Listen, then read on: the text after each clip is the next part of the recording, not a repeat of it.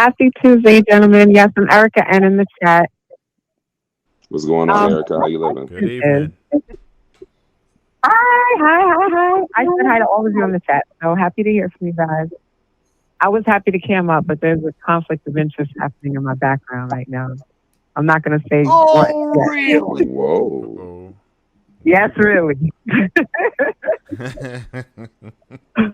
Uh, My question for the gentleman, since all of you agree that respect equals love from a from the male perspective, how do you guys view what we consider love? Because when you speak to five women, we'll give you five different definitions of love. But what do you think that we think love is? How do you guys perceive what we define love as? That's why I made that initial statement. That's just That's stop. exactly the reason why. That's why I made that initial statement. Go ahead So and you set it full of off, shit. I Miss think Jenny. Shannon broke it down pretty good. To me, I think it's dependent on your person. So like you said, each individual gonna have it three different or five different ways. So, but it depends on your person. If she says, she needs to verbally hear that from you, then you, as a man, I got to make sure I verbally express that. Or if I need to say it in a physical manner, whereas me, giving her friendly touches or, touching her in a special way, making her feel good by giving her hugs and kisses, then so be it. So I just think it depends on the individual. Okay. What I about would the sum rest it of up you guys? as You think that you agree I with would me? I would sum yeah, I would sum it up as fulfilling her needs, right? And like Hank was saying, whether that is affection, right? Um, that's pretty much what it's going to be. You fulfilling her needs. If she feels fulfilled by you, then she's going to get the idea that you love her, right? For some women, that's attention. For some women, that's affection. For some women, that is money, right? Resources. That's some women, especially today. And, women like to say they have different, love languages. And that's just what it is. Her love language might be affection. Her love language might be you verbalizing it to her. It's so many different things. But if she feels fulfilled, then she's going to get the idea that you love her, in my opinion. That's Yeah. awesome. I just have one more quick question. So, given the state of like modern women in relationships now, do you think that as women we're lost in terms of the women who are looking for the materialistic, the money and all the other different things that they're looking for, since that's not really love? I'm confused by the question. What exactly is the question? Are women lost? Is that the question? Today, based on how you guys are defining love, do you think that today's women are lost? Mm. Since we're not, since Oh, the stereotype is today's woman is not really looking for the kind of love that you guys are talking about. Unfortunately, modern women seem to be looking for money, clout, resources, but not actual love. yeah, it sounds like it's a bastardized version of what the industry and what social media is telling us what love is. It's that definition. It's not an actual real thing. It's a fictitious thing of trying to keep up with the Joneses and like, oh, I saw Lapeef and his girl on the yacht, so we got to get on the yacht too. Like, oh, I see, so and so proposed to his woman, in a on a private island and this and that. We need to do that over the cliff of a mountain or whatever. We need to do that. It's always, the infomercial of someone else doing better than you and or other people trying to outdo the other person. Who can be the most over the top? Who can be the most toxic or crazy? You're talking about, D-boy culture. You're talking about ball player culture. You're talking about entertainment culture. You're talking about scammer culture. Things that aren't realistic for the majority of people.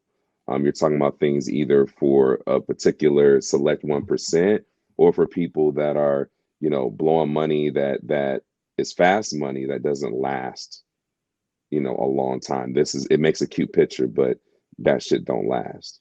They'll break up by the end of next year, or it's not going to last past the summer or whatever, you know. So a lot of it is an infomercial, and it's whatever the music's telling them or whatever, you know, YouTube is telling them. And the thing is, you know, social media is engineered to market towards women. I mean, to how quickly the algorithms change and move, and when you're swiping through, that's for a woman's mind anyway, just to keep scrolling and scrolling and scrolling and scrolling and scrolling. It's made to bend your mind in whatever way that you continuously like and how your algorithm goes. Because you notice when you go on your Explorer page, it's mostly the things that you tap on, you like, and you comment on is what pops up all the time. So people that are into certain things see the same thing all day and every day. I think And we've they think ruined it that's the as rest of the society. world. Go ahead. So, sorry, no, go ahead. And they think that's the rest of the world. I also think we ruined it as society Matter. way back when, just with like the commercialization of love, right?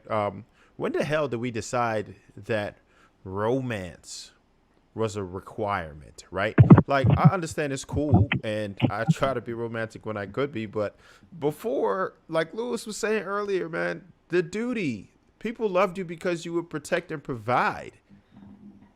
Why did we allow this whole romance thing to become a requirement? Why? So these people could make money off of us? I'll When they tell you, I started think saying, it goes back to B. Madden's point about media and like television, movies, you know, women, we consume romantic comedies all day and, you know, all of yeah, that. And a lot of times where we're seeing, I'm just being honest, a lot of times we see those things like, oh, I want my relationship to look like that. But yep. it's not real. It's clips of the best days put together in a movie to entertain you. But the real stuff is the struggle and the arguing and the working through it and the loving the person even when they get on your nerves. And that's the stuff that's real. That's the stuff that sticks. That's what keeps people together, you know? But you're not going to see that. Even on social media. I personally am not on social media like that. But I know that a lot of my friends get really upset. Yeah, I'm not. Listen, I'm telling you. But a lot of my friends will get upset because they'll see what somebody else is doing and argue with their man for the rest of the day because of what someone else is doing, or somebody else bought somebody this or did something, not, you know, whatever it is. So I think people are living based on comparison instead of living what's in their lane. You know, the grass is greener. That's what everybody thinks.